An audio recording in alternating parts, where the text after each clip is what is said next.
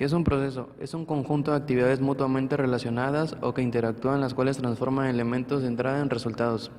Es el conjunto de etapas sucesivas advertidas en un fenómeno natural o necesario para concretar una operación artificial.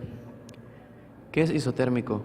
Proceso en el cual la temperatura se mantiene constante. Termodinámico, primera ley. Los procesos termodinámicos pueden ser interpretados como el resultado de la interacción de un sistema con otro tras ser eliminada alguna ligadura entre ellos, de forma que finalmente los sistemas se encuentran en equilibrio mecánico, térmico y o material entre sí. Son los procesos cuyas magnitudes permanecen constantes, es decir, que el sistema cambia manteniendo cierta proporcionalidad en su transformación. Se les asigna el prefijo iso, ejemplo, isotérmico, proceso a temperatura constante, isobárico, proceso a presión constante, isométrico o isocórico, proceso a volumen constante, isoentálpico, proceso a entalpía constante y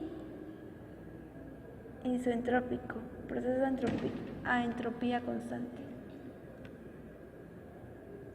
¿Qué es un proceso isotérmico? Es aquel proceso realizado a temperatura constante, es decir, que la temperatura no cambia. Se comprime el gas lentamente, controlando que en todos los casos la temperatura permanezca lo más constante posible. Presión, volumen. Boyle basó su investigación sobre la compresibilidad de los gases, es decir, estudió el efecto de la presión sobre los volúmenes de los gases. Llegó a la conclusión de que, a temperatura constante, los volúmenes de una masa gaseosa son inversamente proporcionales a las presiones que soporta. Tenemos el siguiente ejemplo. En la siguiente gráfica se recogen los resultados experimentales cuando 4 gramos de helio se someten a diferentes presiones a una temperatura constante de 0 grados centígrados.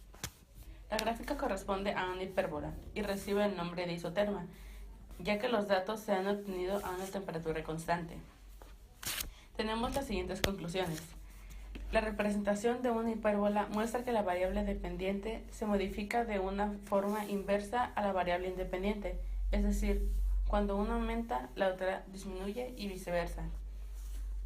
A temperatura constante, el volumen de una masa fija de un gas varía de manera inversamente proporcional a la presión, es decir, cuando el volumen aumenta, la presión disminuye y viceversa. A cada valor de una magnitud, presión, le corresponde un único valor de la otra magnitud. La primera ley de la termodinámica es la aplicación del principio de conservación. Relaciona el trabajo y el calor transferido, intercambiado en un sistema a través de una variable termodinámica. Esta variable es la energía interna. Dicha energía ni se crea ni se destruye, solo se transforma. Un proceso isotérmico es aquel que se realiza a una temperatura constante. En las gráficas PV, para un gas ideal, manteniendo la temperatura constante, es una curva hiperbólica llamada isoterma. Como la energía interna de un gas es solo función de la temperatura, entonces, en un proceso isotérmico para un gas ideal, tenemos que delta U, que es la variación de energía interna, es igual a 0, y calor es igual a trabajo. Se denomina proceso isotérmico al cambio de temperatura reversible en un sistema termodinámico, siendo dicho cambio de temperatura constante en todo el sistema. Una curva isoterma es una línea que sobre un diagrama representa los valores sucesivos de las diversas variables de un sistema. El proceso isotérmico en la industria.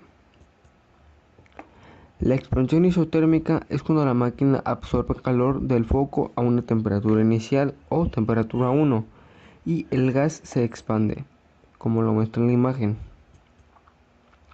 La expansión adiabática es cuando se aísla la máquina del foco. El gas continúa expandiéndose y se enfría hasta una temperatura 2.